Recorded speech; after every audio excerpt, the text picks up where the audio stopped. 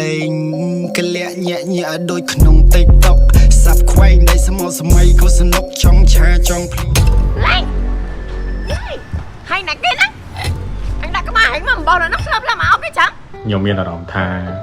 ខ្លួនឯងបានផ្លាស់ប្ដូរច្រើនពេលនេះខ្ញុំអត់សូវសប្បាយចិត្តដូចពីមុននេះខ្ញុំក៏មិនសូវញញឹមដូចមុនដែរសូម្បីតែនិយាយក៏ខ្ញុំមិនសូវនិយាយដូចពីមុនដែរ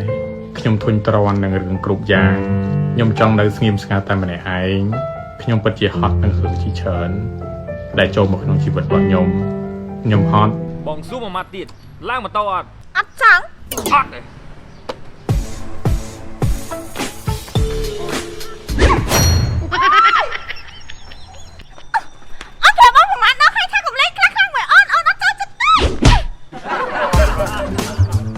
ខ្ញុំក៏ប្រាប់យើងប្រមាណនងដែរ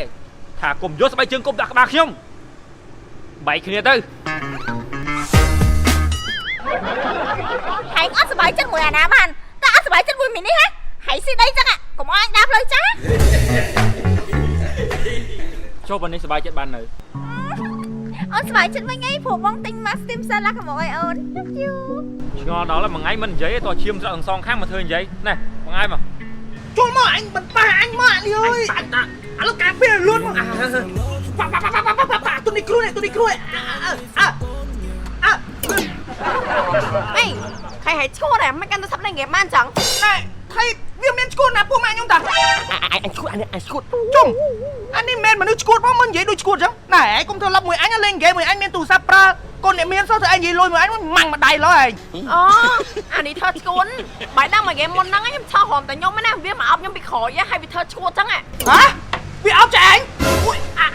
អូមែនចាវាឈួតមែនតាចាអត់អីទេទុកខ្ញុំចាត់ការវាឲ្យណាកាពិតទៅចាវាមានបងប្អូនភ្លោះអាមួយឈួតអាមួយជានេះអាឈួតអត់អីទេខ្ញុំចាត់ការឲ្យណាចាណា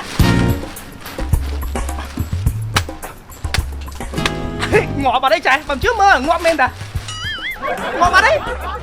អូយម៉ងបើគ្នាឈួតចឹងឯងបាយតបាយគ្នាចឹងទៅអីឥឡូវបើគ្នាងាប់ហើយក៏ងាប់ហើយចឹងខ្ញុំទៅណាម៉ងបាយអូយបាយស្អាតហេដល់ខ្លួនមកឯងធ្វើអីភ្លើចឹងឯងកុំអញជួយវិញងាប់របស់គេចាប់ដាក់គុកអាបាក់កាច់ថ្ងៃតែយើងឈឺវិញចុះនៅនឹងសិនហើយអញមានអារម្មណ៍ថាកញ្ញាមិញក្រដល់កាត់ច្រមុះអញពុបមានអារម្មណ៍ថាក្អូបយកហ្មងអញទៅស៊ូគាត់សិនក្អូបនឹងឯងមានអារម្មណ៍ថាអញចង់ញ៉ាំអានេះទោះបីជាដដែលឯងមែនប៉ុន្តែអេម